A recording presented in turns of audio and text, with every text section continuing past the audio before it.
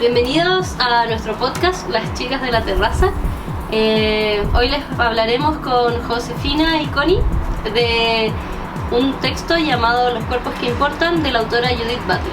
Para contextualizar un poco de la autora, contar que Judith Butler es una filósofa neoclásica estadounidense que se ha destacado en los últimos años, y hace harto tiempo ya en realidad, por ser una de las principales impulsoras de la teoría queer en la academia, y además por su gran aporte a lo que es el feminismo. Antes de empezar con la discusión, cuéntenme, ¿cómo están? Hola Ale, bien, cansada, un poco estresada, pero todo bien. ¿Ustedes?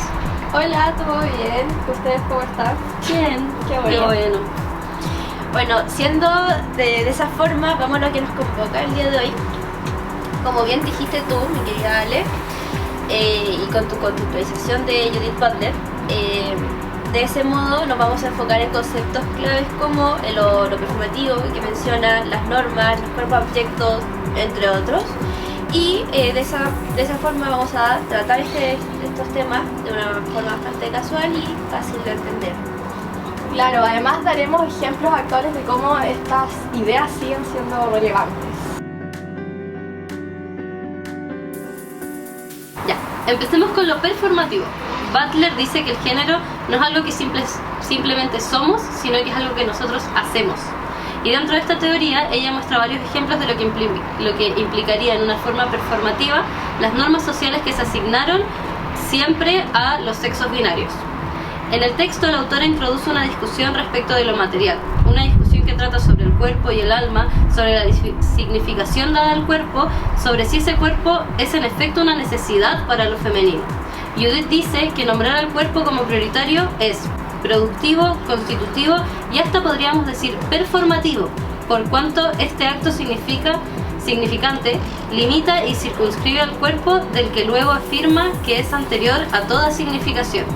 Aquí lo que se entiende es que lo performativo es la capacidad de algunas expresiones de convertirse en acciones y transformar la realidad o el entorno. Y de esta forma se constituyen las normas también. Exacto, de hecho lo interesante de estas mismas performances es que como tal no son fijas, sino que al cambiar cómo actuamos en relación a esas normas es que podemos como tal también incorporar otras nuevas y que son generalmente relegadas.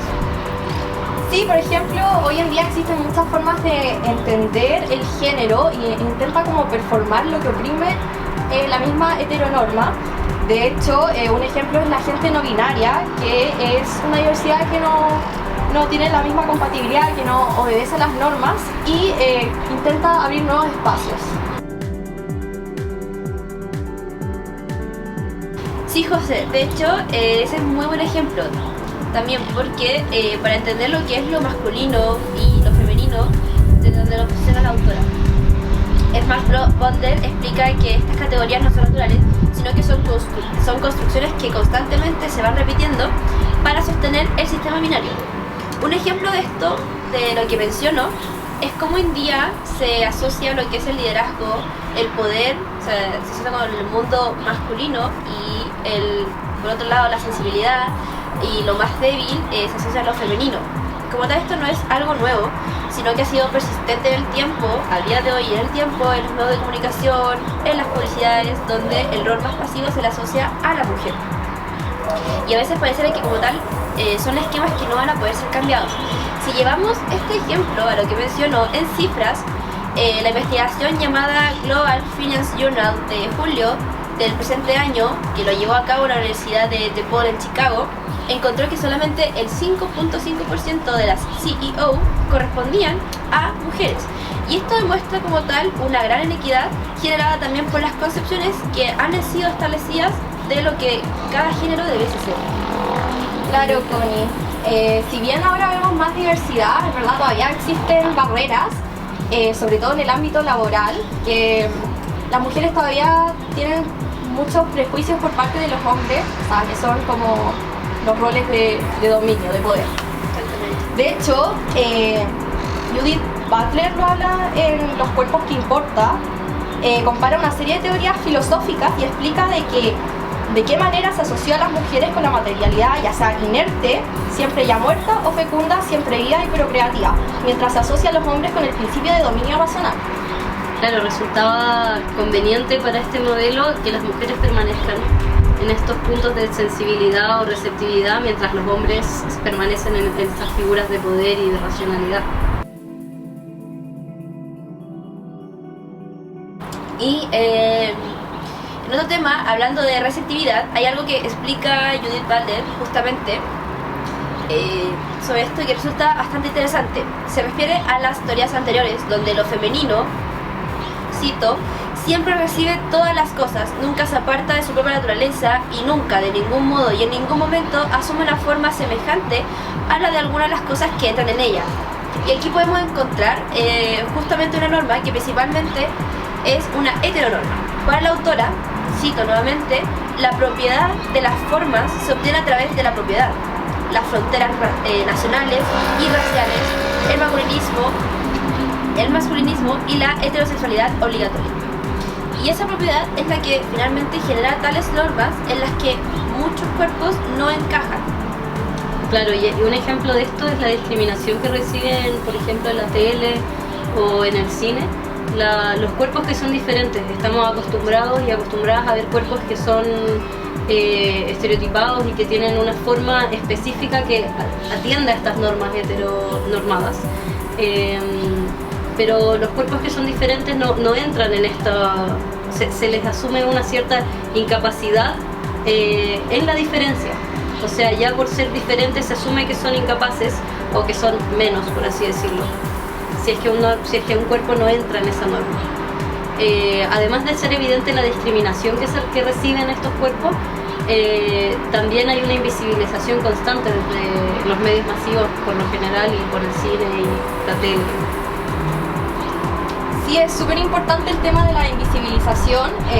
De hecho, existen muchas luchas, como la lucha trans, por ser reconocido en los documentos oficiales y ser reconocido en verdad en general. Sí, de hecho, esa misma exclusión no va solamente como en lo social, sino que también lo vemos en la teoría política. Si nos basamos hoy en día, las políticas públicas suelen ignorar estos tipos de cuerpos y lo que hace es que se sigan perpetuando estas desigualdades que de por sí ya estaban estigmatizadas.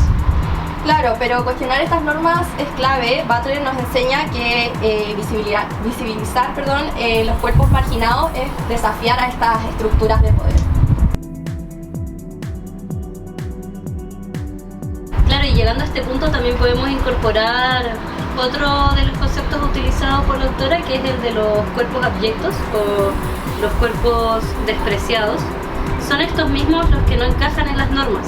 En términos de la racionalidad, unida a lo masculino, como la autora dice, cito, este cuerpo de razón es en sí mismo la desmaterialización fantasmática de la masculinidad, que requiere que las mujeres, los esclavos, los niños y los animales sean el cuerpo, realicen las funciones corporales, lo que él no realizará.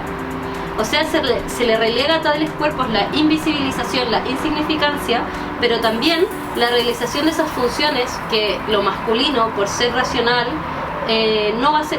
Al final se relegan los cuerpos a esa funcionalidad, pero en términos de una insignificancia al final.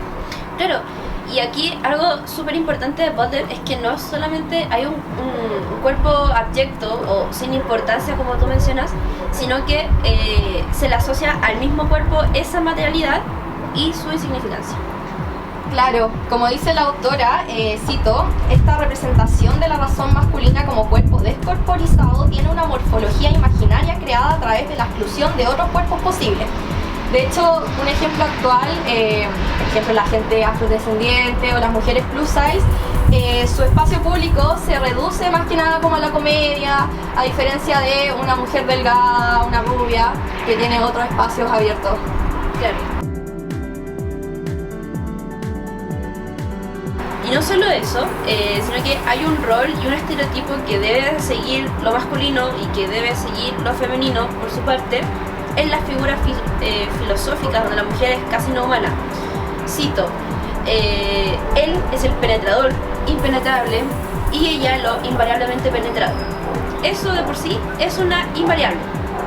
Para la autora, Butler, incluyendo todo lo que se habló anteriormente, el rol de cada género siempre estuvo claramente delimitado. Por una parte, lo que fue la racionalidad, el poder, el pensamiento estuvo de un lado, la sensibilidad, la receptividad y la falta de importancia del otro.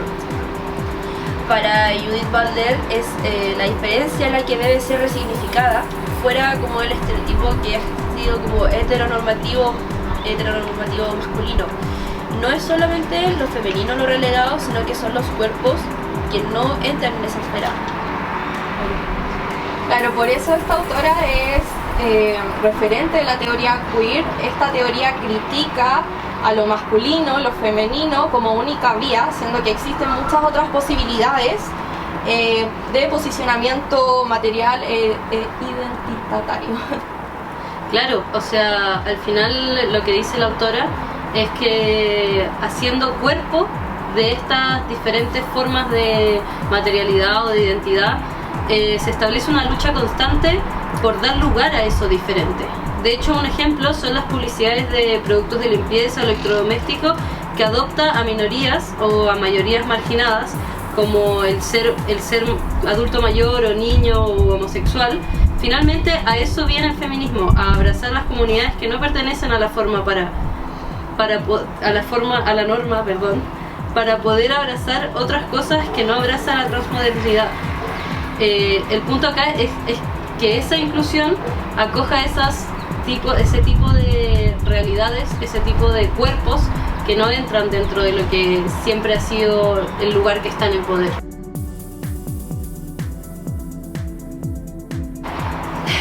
Para concluir, ¿qué es lo que hemos aprendido hoy?